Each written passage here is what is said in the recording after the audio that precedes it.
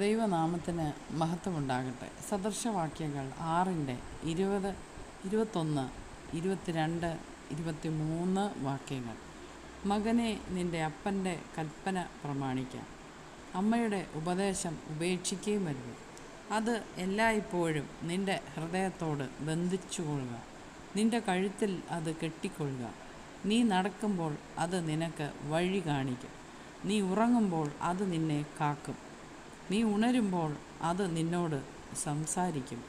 കൽപ്പന ഒരു ദീപവും ഉപദേശം ഒരു വെളിച്ചവും, പ്രബോധനത്തിൻ്റെ ശാസനകൾ ജീവൻ്റെ മാർഗവും ആകുന്നു. ഇന്നത്തെ ദിവസം ഈ വചനങ്ങളാൽ ദൈവം തമ്പുരാൻ നമ്മൾക്കിവിടെ ദാനമായി തന്ന സകലതിനെയും സമൃദ്ധമായി അനുഗ്രഹിച്ച് കാക്കുമാറാകട്ടെ എന്ന് ദൈവനാമത്തിൽ പ്രാർത്ഥിക്കുന്നു.